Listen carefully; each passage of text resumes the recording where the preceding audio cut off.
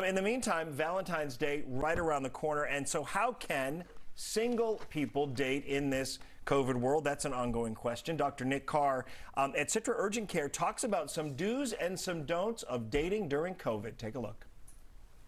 I would generally say if someone's pretty concerned about that, meeting outdoors, and avoiding large crowds is definitely a good place to start. Basically anywhere you can, safely socially distance. And that could be, meeting at a park or going for a walk on the Katy Trail or something like that is good places to look at as far as how you can kind of minimize your risk of exposure.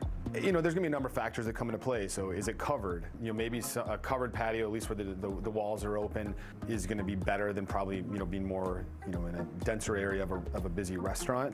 And so I think it's just a matter of, figuring out your own comfort level, you and whoever you're going on a date with. And, maybe you're someone who kind of, again, splits the difference between I don't want to go into a busy restaurant, but I don't necessarily want to meet in, a public park or something like that. And so I think, a patio is a good place to go, just recognizing that you may have some increased risk there.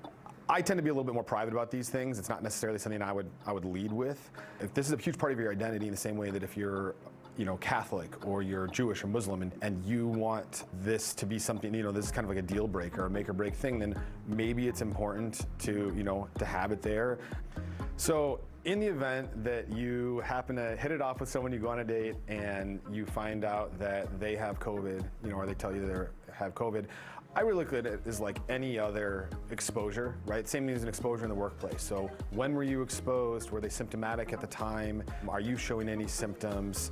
All those same factors that would come into play. Obviously, in a date, and depending on how it went, there may be a little bit increased risk of communication of the virus between two people. But again, I think it's going to be the same rules that apply as any other, household exposure or a, workplace exposure. Listen, short of like getting a test, and maybe that's a thing, honestly, I wouldn't be surprised at this point if there's people who are at the beginning of their date, getting tested. One of the things that's been so challenging with COVID is that because the symptoms lag so much and when you're gonna test positive is gonna lag based upon when you're exposed and when you're potentially infectious, it makes it hard to kind of pinpoint exactly. Someone could have no symptoms and test negative and still have the virus and be capable of spreading it. And so I think I don't want to give someone false hope and to say, oh, if you both test negative, you're both safe, because that's, the next day someone could suddenly have symptoms and test positive. So really it's just kind of a, you got to evaluate for yourself. But yeah, again, short of someone deciding they want to get tested, that's probably the best thing you could do, although I think that kind of kills the romance a little.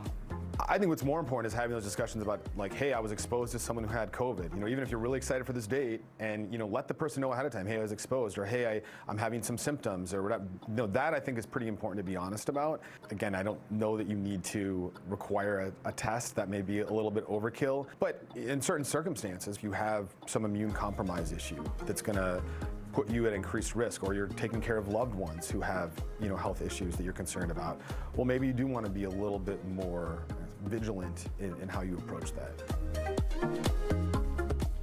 I think that's good advice, and I think it's interesting that some of those protocols will come and go depending on where we're at in the pandemic. With the Omicron surge, that was very much in effect just recently, and now that seems to have waned a bit.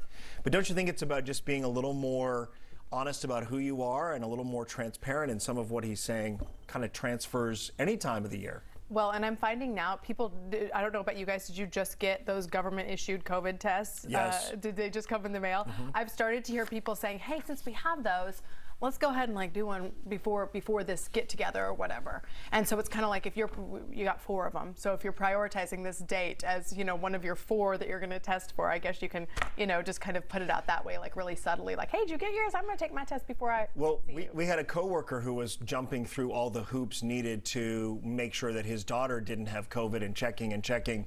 I said, didn't you get the tests in the mail? He was like, oh my gosh, the tests in the mail. And he was on the phone to his wife saying, we have those tests in the mail. We totally forgot. So yeah, if you have them, put them to use. Don't forget about them. They are there, and they're there for a reason. Mm-hmm. Man, the saga continues. Yeah, It's a tough time to be out there in the dating world and sort of trepidatiously trying to be attractive and cute, but also safe. And as we said, I wonder if the same thing applies. You're better off getting a yes in person than you are via Zoom, because a lot of people are Zoom dating. When we